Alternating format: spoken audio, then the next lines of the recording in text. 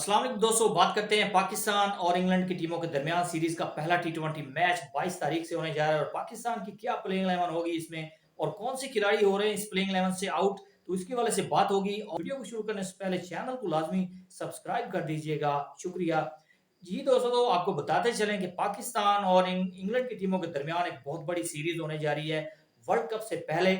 और ये दोनों टीमों के लिए एज ए प्रैक्टिस मैचेस भी साबित हो सकती है, लेकिन पाकिस्तान के लिए ये प्रैक्टिस मैचेस नहीं हो सकते क्योंकि पाकिस्तान को बहुत ही मेहनत करना पड़ेगी। इंग्लैंड की जो टीम है बहुत ही टफ है और वो आईपीएल को छोड़कर आ चुके हैं, बहुत बड़े नाम है इंग्लैंड की टीम में, तो अच्छे बैटर हैं, अच्छी साइड है। पाकिस्तान को बहुत ही मेहनत करना पड़ेगी क्योंकि पाकिस्तान स्ट्रगलिंग करती हुई नजर आई आयरलैंड के खिलाफ, लेकिन पाकिस्तान ने अच्छा कम किया और जो आखिरी दो मैचेस थे वो विन करके पाकिस्तान ने सीरीज अपने नाम की। तो पाकिस्तान को ऐसी ही अपनी जो परफॉर्मेंस है वो दोहराना पड़ेगी इंग्लैंड के खिलाफ। तो पाकिस्तान की जो प्लेइंग 11 होने जा रही है और साइम अयूब की छुट्टी हो रही है इस प्लेइंग 11 से, और फखर जमान ओपनिंग करेंगे रिजवान के साथ, और बाबर आजम वन डाउन आएंगे और उस्मान खान को आजमाया जा रहा है टू डाउन। तो पाकिस्तान के पास बैटिंग साइड तो बहुत अच्छी है, लेकिन पाकिस्तान की जो वीकनेस है वो स्ट्राइक रेट का मसला आ रहा है पाकिस्तान को, पाकिस्तान उसको इंप्रूव नहीं कर पा रहा। तो पाकिस्तान को खासतौर पर इंग्लैंड के खिलाफ इस स्ट्राइक रेट को अपने को इंप्रूव करने की जरूरत पड़ेगी।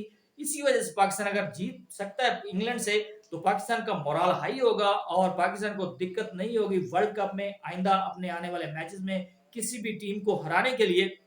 तो पाकिस्तान की ये जो सीरीज है इंग्लैंड के साथ बहुत ही टफ होने वाली है। और पाकिस्तान की जो बॉलिंग साइड है तो उसमें हारिस रऊफ इन हो रहे हैं नसीम शाह की जगह पर, नसीम शाह ऑफ कलर नजर आ रहे हैं, तो उनको जरा रेस्ट करवाने की बातें चल रही हैं। तो जो हारिस रऊफ हैं वो टी20 के अच्छे बॉलर हैं, अच्छे पेसर हैं, तो इंग्लैंड में मेरे ख्याल में उनको भी अच्छा खासा फेंटा पड़ सकता है। लेकिन गैरी क्रिस्टन टीम को ज्वाइन कर चुके हैं और पाकिस्तान को एक अच्छे थिंक टैंक की जरूरत भी थी क्योंकि जो मैनेजमेंट पाकिस्तान की टीम के साथ है वो तो इतनी कोई खास तवज्जो नहीं दे पा रही, क्योंकि पाकिस्तान की आयरलैंड के खिलाफ जो परफॉर्मेंस रही थी फील्डिंग में, बैटिंग में, तो मेरे ख्याल में पाकिस्तान बहुत ही स्ट्रगलिंग करती हुई नजर आई। लेकिन पाकिस्तान ने जो दो मैचेस जीते हैं तो उसकी जो परफॉर्मेंस ओवरऑल रही थी बहुत ही जबरदस्त थी।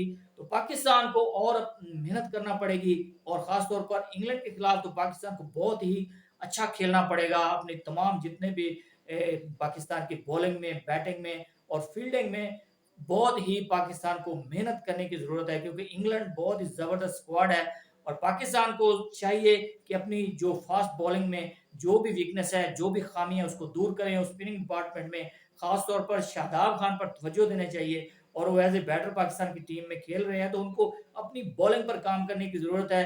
पाकिस्तान की टीम में वो एज ए बैट्समैन मेरे ख्याल में सर्वाइव नहीं कर पाएंगे, तो उनको अपनी बॉलिंग पर तवज्जो देनी पड़ेगी। और इब्रार अहमद खेल सकते हैं उनकी जगह पर, और जो हमाद वसीम है वो अच्छी खासी फॉर्म में है, बहुत जबरदस्त बॉलर है, और बाबर आजम उनसे अटैक करवा सकते हैं बॉलिंग में, और पहले भी वो हमाद वसीम ऐसी अटैक करते रहे हैं, तो उनको चाहिए कि वो अटैक ओवर पहला ही ओवर करवा सकते हैं उनसे।